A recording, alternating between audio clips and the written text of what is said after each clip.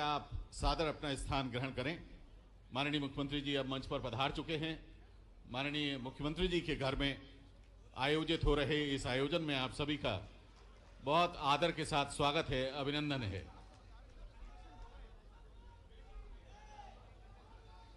सबसे पहले माननीय मुख्यमंत्री जी तथा माननीय मंच से विनम्र आग्रह कि कृपया आप भगवान बलराम एवं भारत माता की चित्र के समक्ष पूजन एवं पुष्पांजलि अर्पित कर दीप प्रज्वलित कर कार्यक्रम की शुरुआत करें। हमारे किसान भाई बहन और हमारे आराध्य देव भगवान बलराम जी का चित्र यहाँ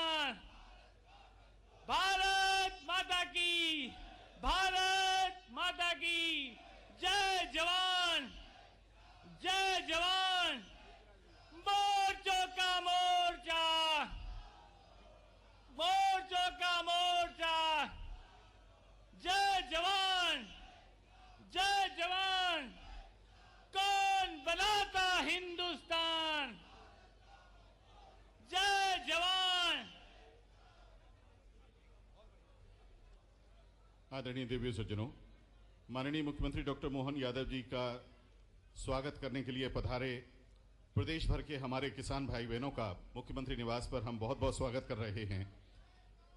हमारा परम सौभाग्य है कि मंच पर माननीय मुख्यमंत्री महोदय के साथ उपस्थित हैं माननीय सांसद एवं प्रदेश भाजपा अध्यक्ष श्री वी.डी. शर्मा जी, माननीय मंत्री खाद्य नागरिक आपूर्ति एवं उपभोक्ता संरक्षण विभाग श्री गोविंद सिंह राजपूत जी, माननीय मंत्री महोदय सहकारिता तथा खेल एवं युवा कल्याण विभाग श्री विश्वास सारंग जी, माननीय मंत्री महोदय किसान कल्याण एवं कृषि विकास विभाग श्री ऐदल सिंह कंशाना जी, माननीय सांसद एवं प्रदेश अध्यक्ष किसान मोर्चा भाजपा श्री दर्शन सिंह चौधरी जी, माननीय विधायक महोदय हुजूर श्री रामेश्वर शर्मा जी, आदरणीय जिलाध्यक्ष भाजपा भोपाल श्री रविंद्र यति जी, माननीय अध्यक्ष महोदय नगरपालिक निगम भोपाल श्री किशन सूर्यवंशी जी, अन्य माननीय महानुभाव शीर्ष अधिकारीगण मंच पर उपस्थित हैं।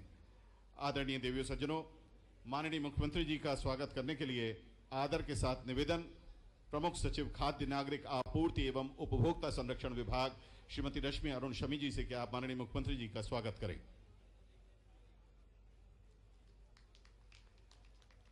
आदरणीय संचालक कृषि श्री अजय गुप्ता जी से आग्रह है कि आप माननीय सांसद एवं प्रदेश अध्यक्ष श्री वी.डी. शर्मा जी का स्वागत करें।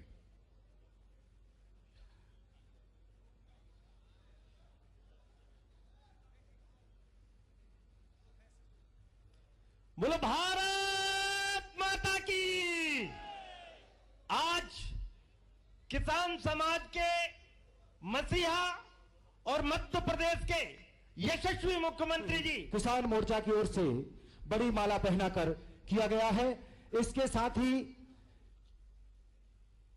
माननीय मुख्यमंत्री जी को किसान मोर्चा के पदाधिकारियों की ओर से हल एवं गेहूं की माली भेंट की जाएंगी। माननीय किसान मोर्चा के प्रदेश अध्यक्ष जी के द्वारा हल, गेहूं की बाली और साल श्रीफल एवं स्मृति चिन्ह के द्वारा जननायक प्रदेश के यशस्वी मुख्यमंत्री डॉक्टर मोहन यादव जी, एक बार जोरदार तालियों से पुनः माननीय मुख्यमंत्री जी का अभिनंदन प्रदेश के अन्नदाताओं की ओर से। मैं स्मृति चिन्ह के लिए पुरुषोत्तम जी शर्मा एवं महामंत्री जी से आग्रह करूंगा कि प्रदेश अध्यक्ष जी के साथ माननीय मुख्यमंत्री जी का प्रदेश अध्यक्ष जी का हल देकर एवं स्मृति चिन्ह देकर स्वागत करेंगे। आज एक बार पुनः जोरदार तालियों से माननीय मुख्यमंत्री जी का पुनः अभिनंदन। आप सबने केंद्र सरकार एवं राज्य सरकार की जन कल्याणकारी योजनाओं को ग्राम चौपालों के माध्यम से गांव-गांव तक पहुंचाने का कार्य किया है। और चूंकि हमारे यशस्वी प्रदेश अध्यक्ष किसान मोर्चा दर्शन सिंह जी चौधरी जी ने अविवाहित रहते हुए 5 विषय में पीजी दर्शन शास्त्र से गोल्ड मेडलिस्ट हैं, लेकिन किसान मोर्चा प्रदेश अध्यक्ष बनने के बाद 4.5 लाख किलोमीटर की यात्रा कर 75,000 किसानों को आपने प्राकृतिक खेती के साथ जोड़ा है। पुनः एक बार जोरदार तालियों से अभिनंदन करेंगे माननीय मुख्यमंत्री जी का प्रदेश अध्यक्ष माननीय दर्शन सिंह जी चौधरी।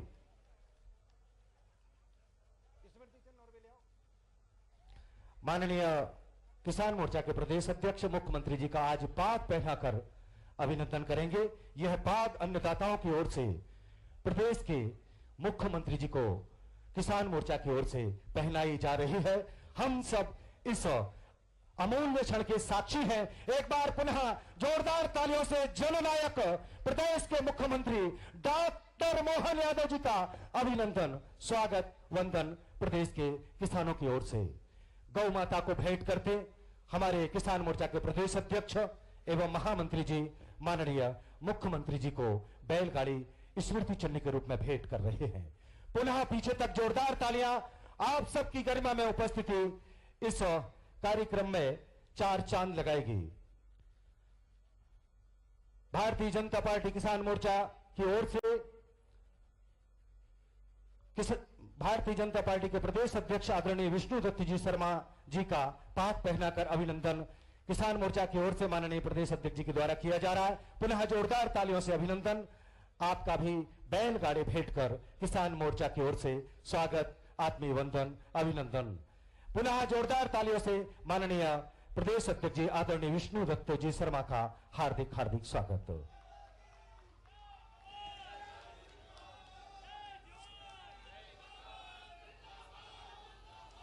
बोले भारत माता की।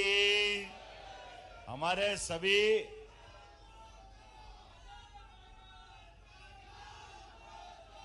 बोले भगवान बलराम की। आज के इस अवसर पर जब यहाँ किसानों की सभा हो रही है तो कितना सुखद संयोग है।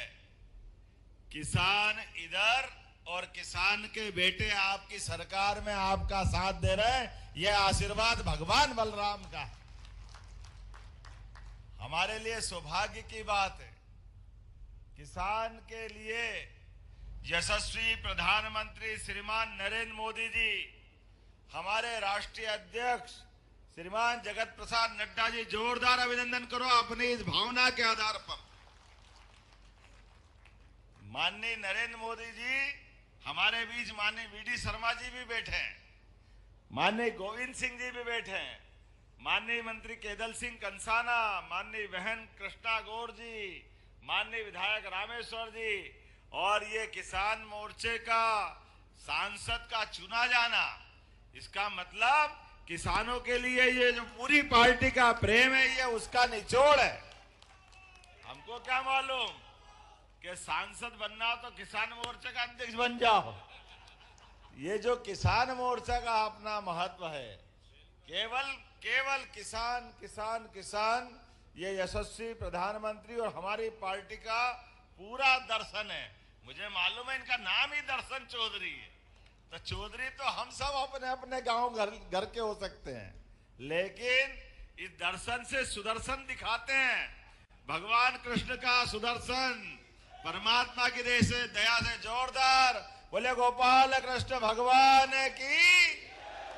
ये हमारे बीच माननीय नगर पालिका अध्यक्ष सूर्यवंशी जी, इस अवसर पर हमारे माननीय विधायक जी शिवनी मालवा, माननीय सारे के सारे पदाधिकारीगण और आप सबका कितना सुखद समय है और स्वर्णिम समय चल रहा है हमारे बीच। ये पूरे केवल किसान अन्नदाता नहीं है, सच्चे अर्थों में हमने भगवान को नहीं देखा, लेकिन माँ बाप को घर में देखा है। लेकिन माँ बाप भी क्या करे, अगर हाथ में अन्न का निवाला नहीं हो तो वो भी अधूरा। ये अन्नदाता जीवन दाता है। मैं आपको प्रणाम करता हूं, आपका अभिनंदन करता हूं। धरती में हमारे को ये हल दे रहे हैं, और ये हल का मतलब क्या है? ये सारी जीवन की समस्याओं का हल है। ये हल जीवन दाता है। ये सौभाग्य हमारा है। दुनिया में कोई किसी उपकरण को हल करके नहीं बुलाते। माँ आपके पास आती है और माँ आपको भोजन कराती, लेकिन भोजन के माध्यम से ये समस्या का हल कराते हैं, और समस्या का हल कराते हुए आपकी लंबी आयु के लिए जीवन में ऊर्जा प्रदान करते हैं।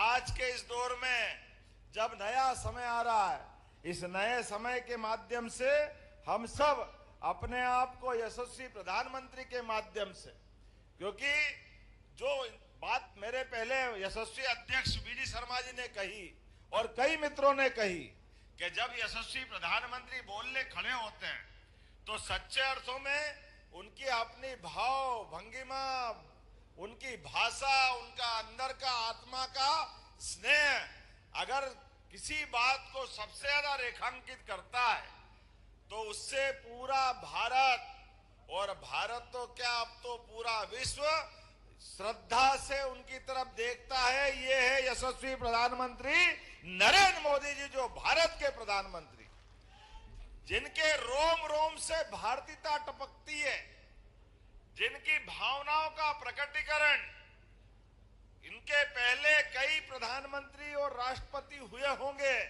लेकिन हमें गर्व है ये दो प्रधानमंत्री खास करके, एक यशस्वी भारत रत्न अटल बिहारी वाजपेयी जी, जोरदार अभिनंदन करो स्वर्गीय भारत रत्न अटल बिहारी वाजपेयी जी का, जिनने ग्रामीण क्षेत्रों की चिंता करते हुए प्रधानमंत्री ग्रामीण सड़क के माध्यम से विकास का नया दरवाजा दिखाया कि गांव के अंदर सड़कों की जरूरत होती है। अटल जी की सपना था।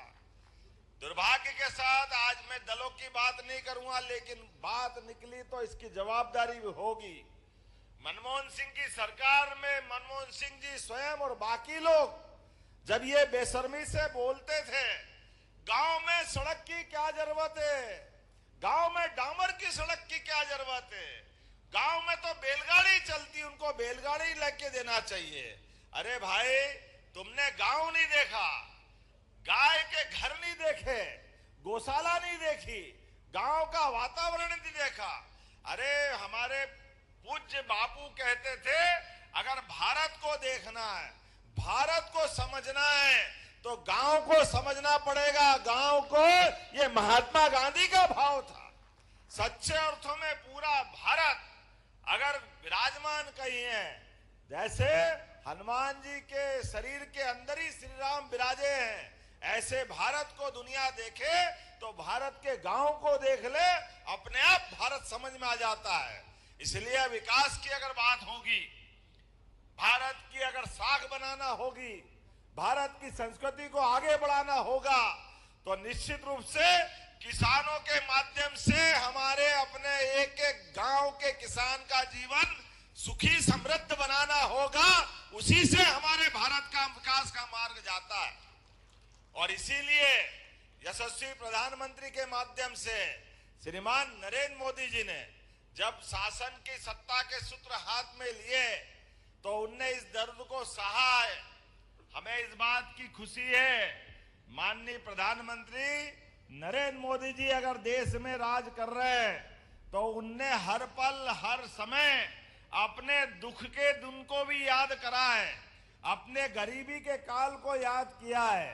इसलिए एक एक कष्ट उनको मालूम है कि गांव के अंदर गरीबी का क्या परिणाम आता है और गरीब क्या गांव क्या शहर।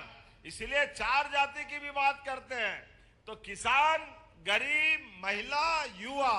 अब आप बताओ अगर तीनों को चारों को मिला दें, मैं तो एक बात जानता हूं, जैसे मंदिर के अंदर भगवान का भवन बहुत बड़ा हो सकता है, मंदिर के अंदर शिखर भी लगा हो सकता है, लेकिन मंदिर के अंदर प्रतिमा नहीं है तो मंदिर मंदिर नहीं, वो केवल एक बना हुआ भवन हो जाता है। ऐसे सच्चे अर्थों में वो भवन में बैठी हुई प्रतिमा ये हमारे अन्नदाता किसानों की प्रतिमा होती है।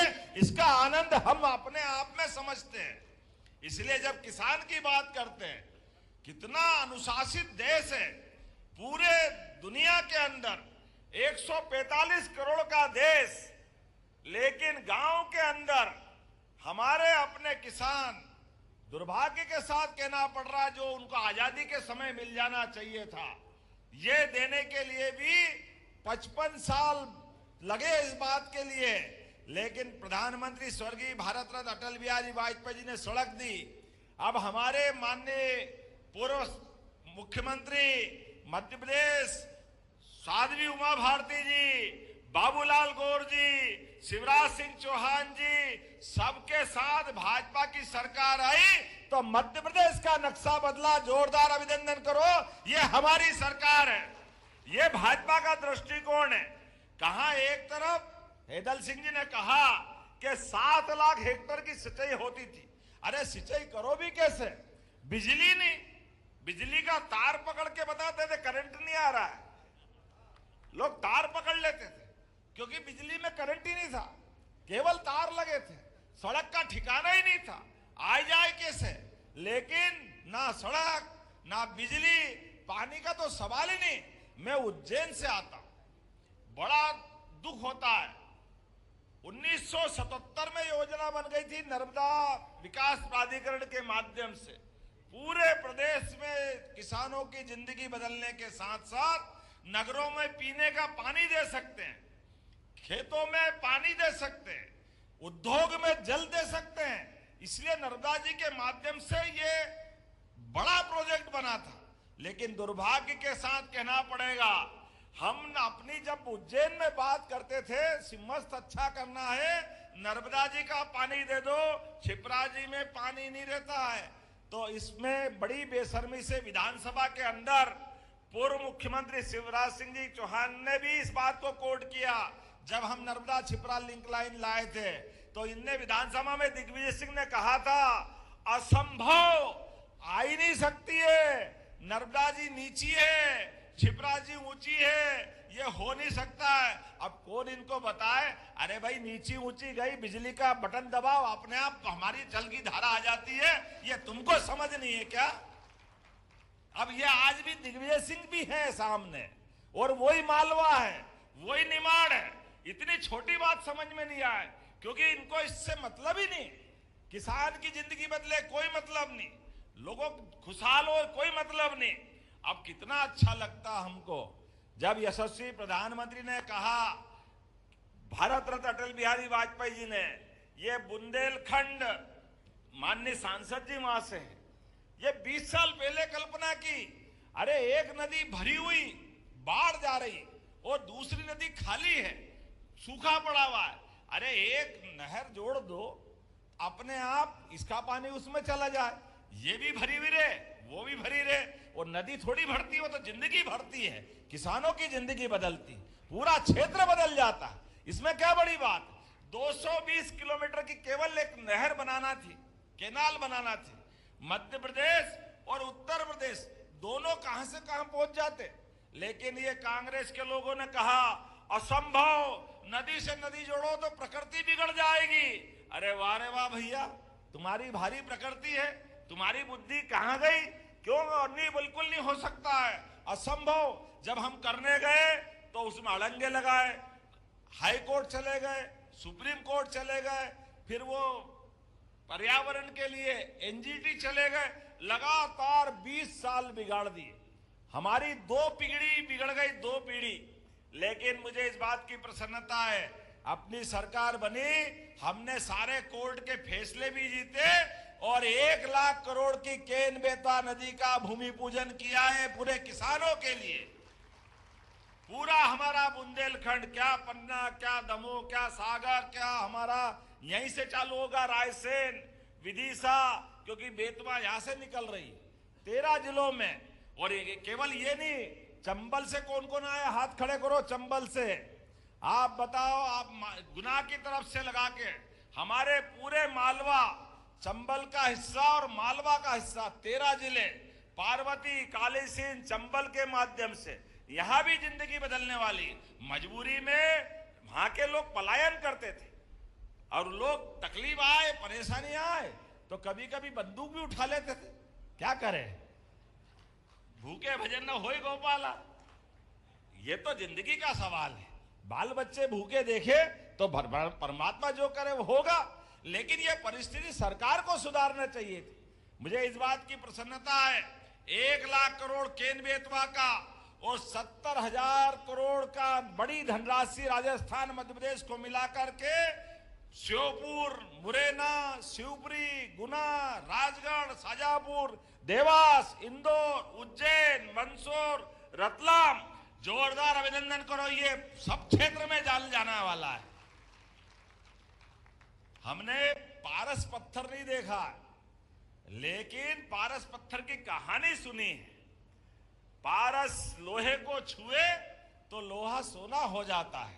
ये हो ही नहीं हो मालूम नहीं, लेकिन ये मेहनत कश किसानों को मालूम है। सूखे खेत में पानी मिल जाए तो फसल सोना हो जाती है, इस बात में कोई शंका नहीं।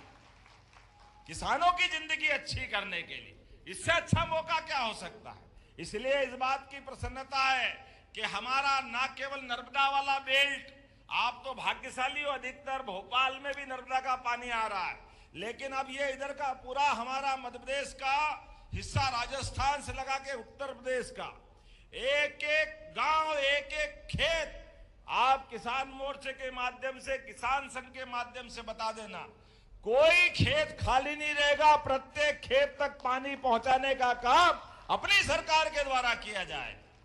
और इसी के आगे अब हमारा निमाड़ का बेल्ट के बाद थोड़ा सा एक खंडवा, बुरहानपुर, ताप्ती मैया वाला बेल्ट, ये महाराष्ट्र से लगा हुआ है।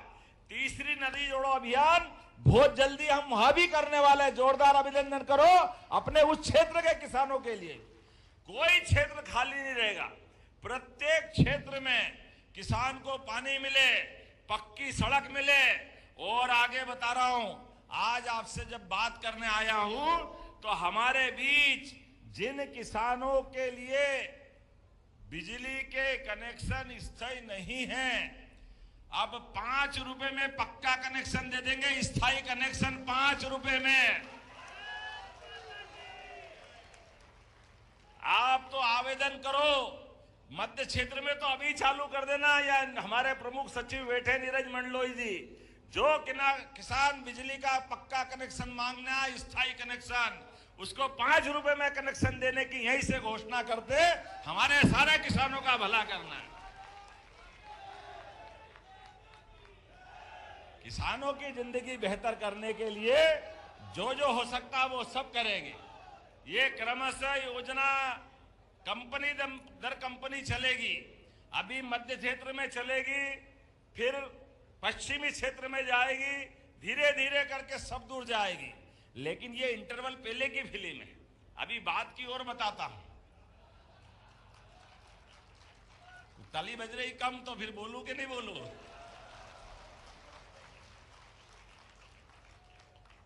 हमारा सबका प्रयास है।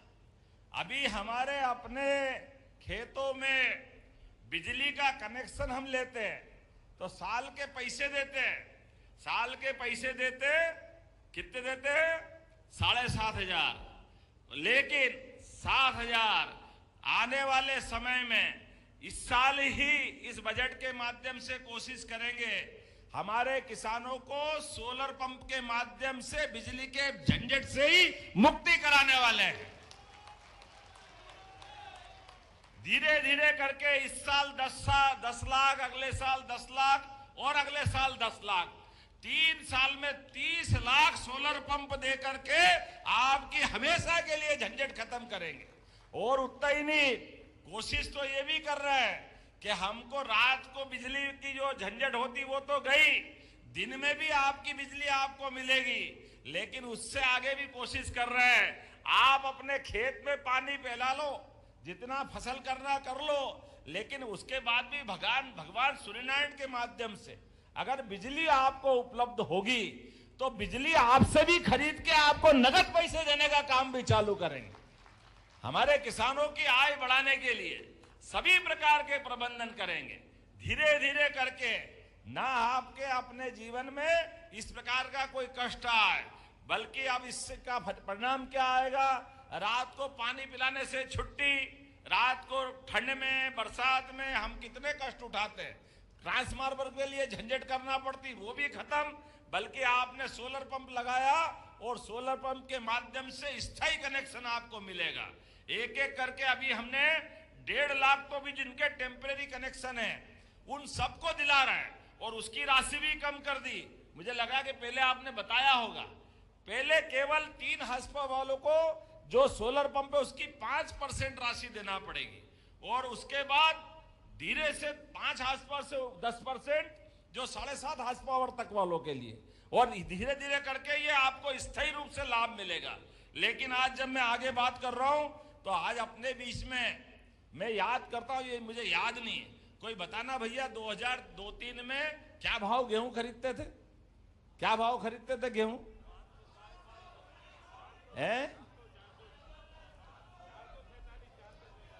ये अभी गूगल से देखा इनने क्या 447 का भाव था 2003-04 में।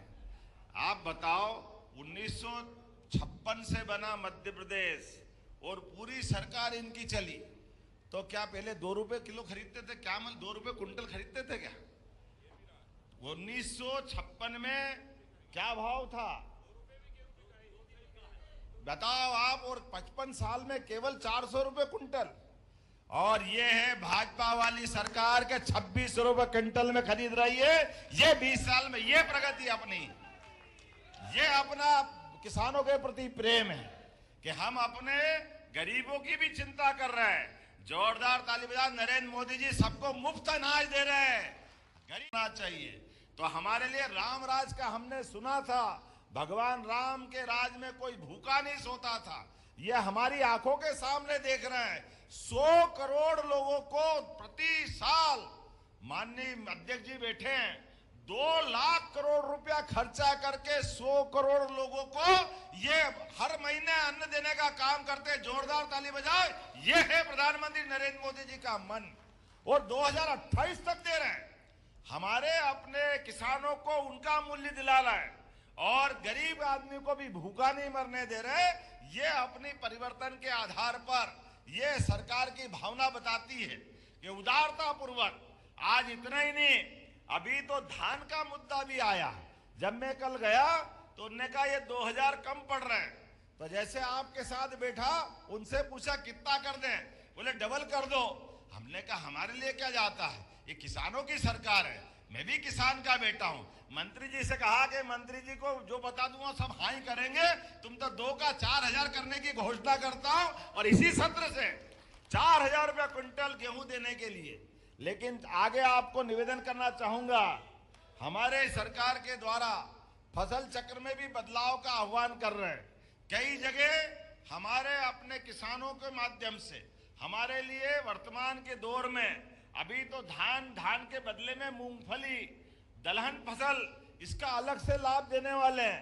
अपने बीच ये नए प्रकार की फसलें और खास करके प्राकृतिक फसलें, जैविक खेती इसके माध्यम से मध्य प्रदेश की पहचान अलग बनना चाहिए। उसी प्रकार से कपास के लिए आप अंदाज लगा लो, ये जो हमारी इन्वेस्टर समिट हुई है, ये इन्वेस्टर समिट का बड़ा रोल आपका है।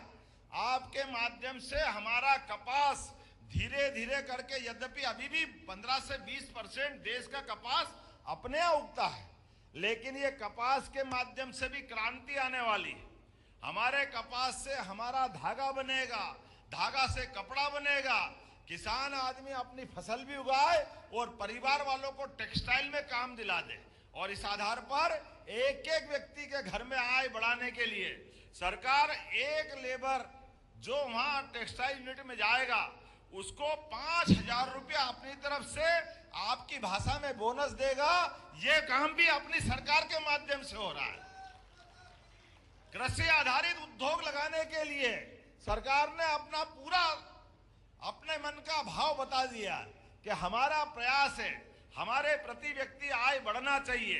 इसलिए केवल ये उद्योग धंधे नहीं, हमने वर्षों से जिनके घर गाय वो गोपाल, जिनके घर गाय का कुल वो गोकुल।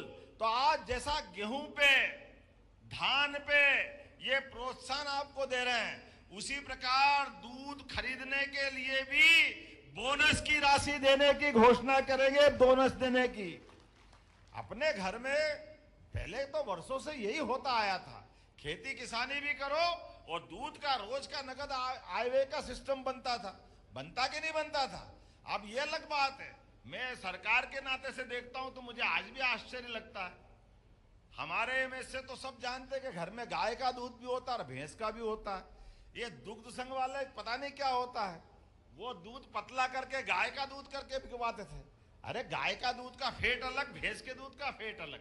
अब इसको आप सरकार इस भाव को समझना चाहिए कि नहीं समझना चाहिए? शुद्ध रूप से दूध को प्रोत्साहन, गाय का दूध तो पतला होता है, उसकी कीमत ज्यादा मिलेगी। भैंस वाले तो वैसे ही अच्छी लेते हैं, होता कि नहीं होता है? तो हमारे द्वारा जिसमें 33 देवी देवता वास है और जिनके घर में गाय का कुल और जो अपने गोपाल के रूप में जाने जाते, हमने प्रयास किया है कि ये गोपाल कृष्ण के देश के अंदर अब अपने आने वाले समय में अभी दूध उत्पादन केवल 9% है, इसको बढ़ा के 20% तक करने वाले हैं, 20% तक।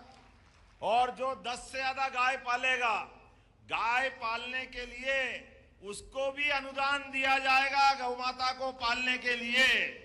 और उसमें भी 10 पालो, 20 पालो, 50 पालो, 100, 200, 500 जैसे फैक्ट्री लगाने के लिए अनुदान दे रहे हैं, उसी प्रकार से गांव-गांव में दूध उत्पादन का बढ़ावा देने के लिए ये प्रोत्साहन लगातार जारी कर रहे हैं।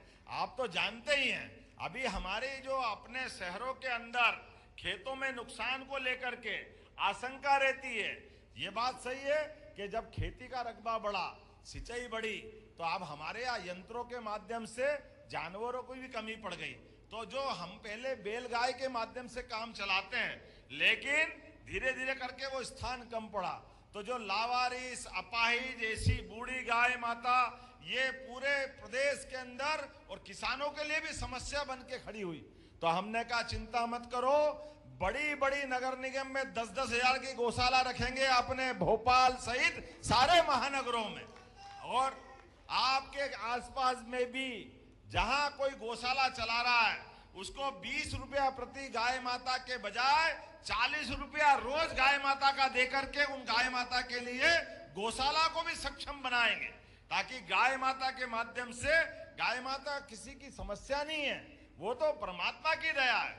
हमारी माँ ने हमको दूध पिला के बड़ा किया है, हमारी माँ का स्नेह हमको मिलता है। लेकिन विश्व में एकमात्र गाय माता है जो अपने बच्चों को भी लालन पालन करती है और हमारे लिए भी दूध उपलब्ध कराती है। ये गौ माता का हजारों साल का अपना मानव का जब से जन्म हुआ तब से प्रकृति ने ये परमात्मा के बीच दोनों का संबंध बनाया है। इसलिए आने वाले समय में हमारे अपने जिले जिले के अंदर भी अलग अलग प्रकार से, खास करके जैसे इन्वेस्टर में कही हमने, आने वाले समय में कृषि के अंदर उन्नत कृषि यंत्र, उन्नत कृषि बीज और उन्नत अवस्था से कृषि के अंदर लाभ के जो जो कारण होंगे, इसके मेले भी लगाए जाएंगे अपने पूरे प्रदेश के अंदर, ताकि बड़े पैमाने पर आज के दौर के अंदर कौन कौन से इस समय में आवश्यकता है। जैसे उदाहरण के लिए हमारे यहाँ अगर सोयाबीन लगाएं तो सोयाबीन 1 बीघा में कितनी लगती भैया,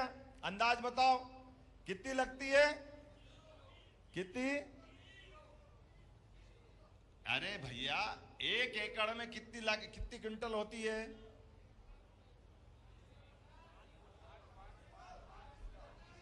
5 कुंटल, 7 कुंटल, अच्छा किसान तो 8 कुंटल, इससे आगे तो नहीं है ना। अरे भैया ये ब्राजील, इजराइल, इनके बीज ला के लगाओ तो 25 से 30 कुंटल होती है। ये अपना वर्तमान का समय चल रहा है, तो जब वो कर सकते तो हम क्यों नहीं करेंगे। और उनके यहाँ सिंचाई देखो, उनके यहाँ 7 इंची बारिश होती है और अपने यहाँ 30 इंची से ऊपर होती है। बारिश भी ज्यादा हो रही, लेकिन मेहनत इतनी करके भी हमारी जिंदगी इतनी कठिनाई में क्यों होना चाहिए। हमको भी अगर 20-25 कुंटल मिलेगी, आनंद आएगा कि नहीं आएगा। तो ये लगातार जोरदार ताली बजाए, ये लगातार अभियान चला जाए। ऐसे अच्छे अच्छे बीजों को ला करके हर एक की खेती अच्छी से अच्छी हो जाए, हर एक किसान की जिंदगी अच्छी हो जाए। इस अभियान चलाने के लिए आज हमने आपको, मेरे घर में तो नहीं, आप ही का घर है, आपके सबके माध्यम से सरकार बनी है और किसानों की सरकार है। इसलिए आज आपने ये जो आभार का पूरा कार्यक्रम बनाया, मैं आपका आभार मानता हूं। आपका प्रेम ये जीवन भर बना रहे। तो अपने अपने स्थान पर अच्छे ढंग से खेती करने के लिए हम लगातार ऐसे सभी मामलों में एक साथ जुटते रहेंगे। तो मेरी अपनी ओर से आप सबसे निवेदन करते हुए इस कार्यक्रम में मेरे भाषण के बाद भी अपने इस घर में भोजन करके जरूर जाना, ये निवेदन आपसे करता हूं। और आपका प्रेम इसने जीवन भर बना रहे, ये संकल्प के साथ अपने स्थान पे खड़े हो जाओ, दोनों हाथ की मुट्ठी बांधो और संकल्प करो अपने भविष्य में बच्चे बच्ची को आगे बढ़ाने के लिए, खेती की अवस्था अच्छी करने के लिए नवीन तकनीक भी अपनाएंगे, सरकार की योजनाओं का लाभ भी लेंगे और भविष्य में अपनी खेती को और अच्छी से अच्छी करते जाएंगे। बोलो सब तैयार है? तो मेरे साथ बोलो भगवान बलराम की, अन्नदाता किसानों की, भारत माता की, भारत माता की। बहुत बहुत धन्यवाद। भारत माता की जय। बहुत बहुत धन्यवाद माननीय मुख्यमंत्री डॉक्टर मोहन यादव जी। अब आभार व्यक्त करने के लिए आदर के साथ आमंत्रित हैं प्रदेश कार्यालय प्रभारी किसान मोर्चा श्री प्रयागराज रघुवंशी जी।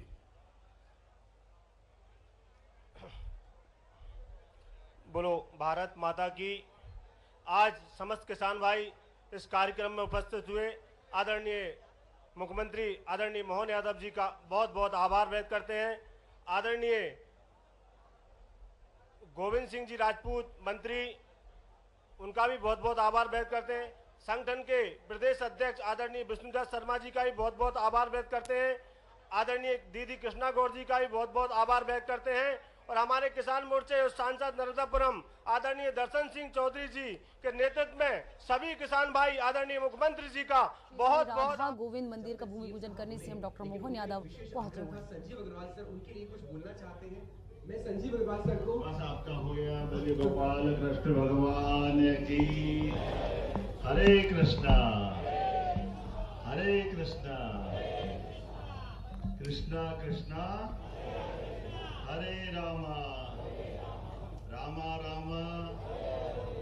हम सबका सौभाग्य है राम और कृष्ण की धरती, और ये विशेष समय चल रहा है।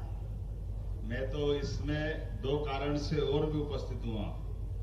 परम पूज्य गुरु प्रसाद स्वामी जी महाराज जीबीसी चेयरमैन, परम पूज्य महामनु उत्तर भारत मध्य प्रदेश प्रभारी कमलकांत जी, सनातन प्रभु, शंखधारी प्रभु, समस्त मंच पर उपस्थित माननीय यशस्वी विधायक श्रीमान रामेश्वर जी, संजीव अग्रवाल जी, पूरे मंच को प्रणाम करना, आप सबको अभिनंदन करना। और गोपाल कृष्ण बैठे हैं, ये आनंद हमको देख रहे हैं। परमात्मा की दया से ये इनके मुख पे शोभायमान मोर मुकुट ये मोर मुकुट भगवान कृष्ण ने 5000 साल पहले भी इसकी महत्ता इस नाते से बताई है कि हमको हमारे जमीन से प्रेम करना है, प्रकृति से प्रेम करना है, परमात्मा से अगर प्रेम करना है तो हमको गांव की संस्कृति को नहीं छोड़ना। इसलिए भगवान गोपाल कृष्ण जीवन भर इसी बड़े से बड़े राजघराने में, बड़े से बड़े राज दरबार में सोने चांदी के मुकुट, उन पे हीरे मोती भरे ही लगे हों, लेकिन उनकी आभा सबसे पहले मोर मुकुट से आती थी। यह अतिथि प्रेम उनका अपना भगवान कृष्ण ने बताया। मोर मुकुट का मतलब समाज के गरीब से गरीब व्यक्ति के प्रति जो प्रेम का प्रकटीकरण है, उसको सिर माथे पे लगाने का जो उनने संदेश दिया, ये संदेश भूतो न भविष्यति, ना कोई कर पाया ना कोई कर पाएगा।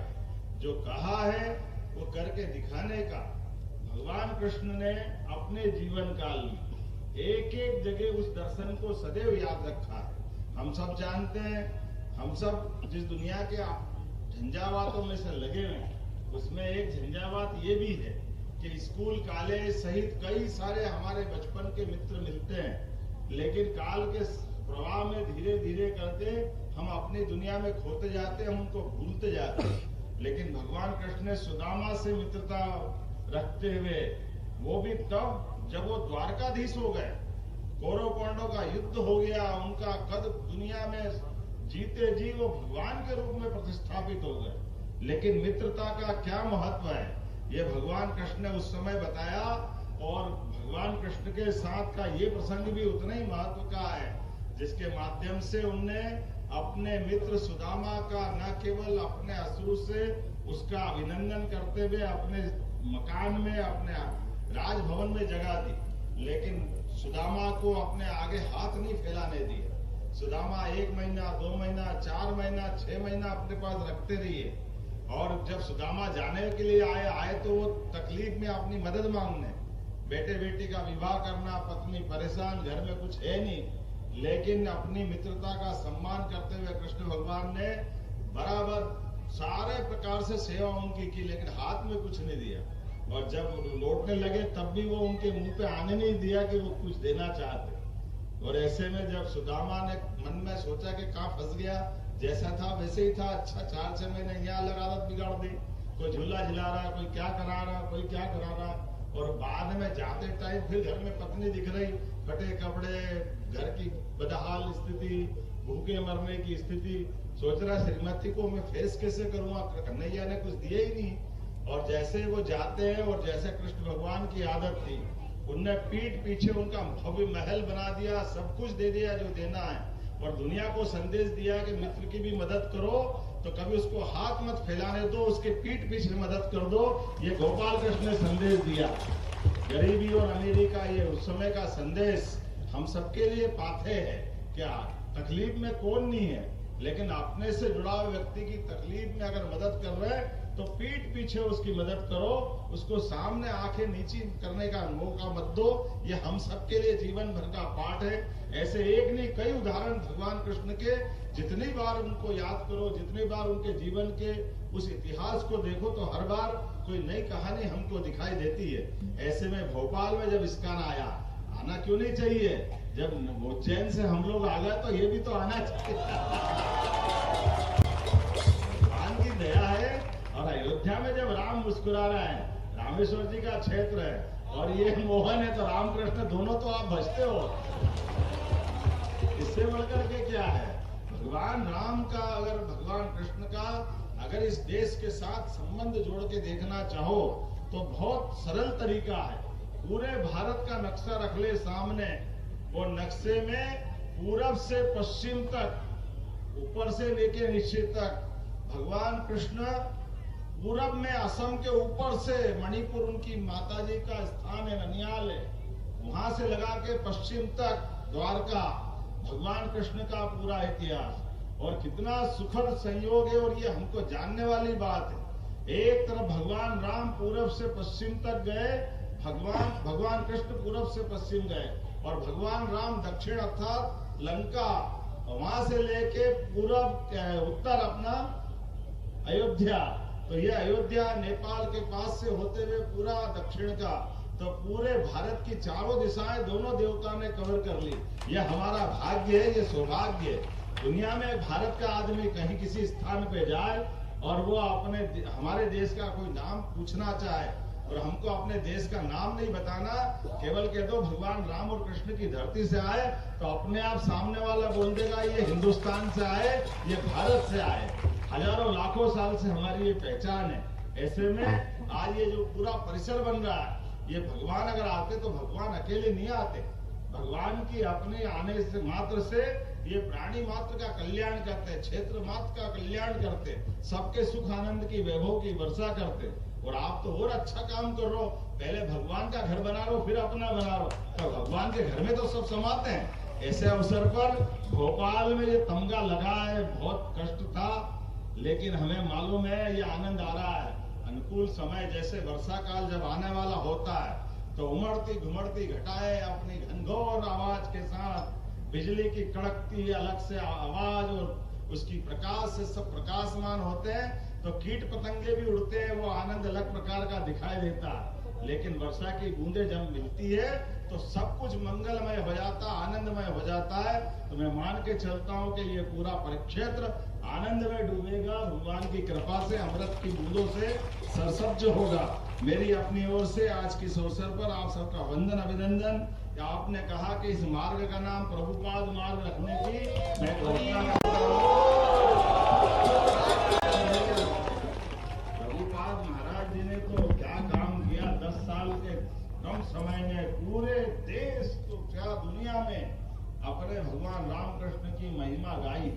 पूरा विश्व अगर भारत से परिचित कराने का काम किया तो इस्कान का जो महत्व है, और दुनिया के अंदर दारू, शराब, सिगरेट, मांस, मदिरा, ये अपना जीवन वास्तव में इनके लिए नहीं है। मुझे इस बात की प्रसन्नता महाराज जी, हमारी सरकार भी शराब विरोधी व्यवस्था को पसंद करती है, इसलिए 17 नगरों से हमने शराब बंदी कर दी है। और इस देश में दही दूध की नदियां बहती थी, इसलिए दूध का उत्पादन फिर बढ़े, इसलिए हमारी सरकार नेशनल डेयरी डेवलपमेंट बोर्ड के माध्यम से दूध का उत्पादन 9%